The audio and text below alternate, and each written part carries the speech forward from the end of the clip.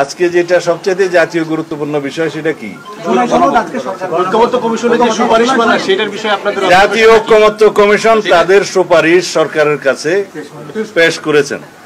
সেখানে এমন কিছু বিষয় উত্থাপন হয়েছে, আপনারা এখনো পড়ার সুযোগ হয়েছে কিনা আমি তো জানি না। আমি আসার আগে অনেকগুলো প্রিন্ট নিয়েছি, এখানে 6টা সংযুক্তি সহ প্রায় 100-200 কাগজ আছে, সবগুলো দেখতে পারি নাই। এখানে দেখতে দেখতে আমি যেটা দেখলাম, জাতীয় ঐকমত্য কমিশনকে আমার ধন্যবাদ না দিয়ে উপায় নেই। কেন ধন্যবাদ দিচ্ছি?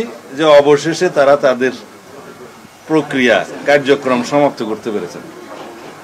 দ্বিতীয়বার ধন্যবাদ দিচ্ছি যে তারা জাতীয় ঐকমত্য প্রতিষ্ঠার বদলে জাতীয় অনৈক্য প্রতিষ্ঠার একটা প্রচেষ্টা গ্রহণ করেছেন।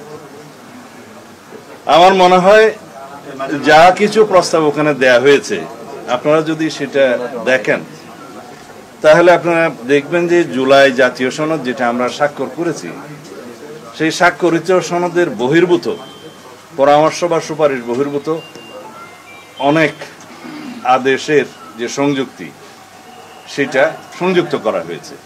জুলাই জাতীয় সনদ 84টি দফা সম্ভবত, সেখানে বিভিন্ন দফায় আমাদের এবং বিভিন্ন দলের কিছু ভিন্ন মত আছে, নোট অফ ডিসেন্ট আছে, সেটা পরিষ্কারভাবে সেখানে উল্লেখ করা আছে যে এই সমস্ত নোট অফ ডিসেন্টের বিষয়গুলো রাজনৈতিক দলসমূহ যারা দিয়েছে তারা যদি নিজেদের নির্বাচনী ইশতেহারে উল্লেখপূর্বক ম্যান্ডেট প্রাপ্ত হয় তাহলে তারা সেইভাবে সেটা বাস্তবায়ন করতে পারবেন।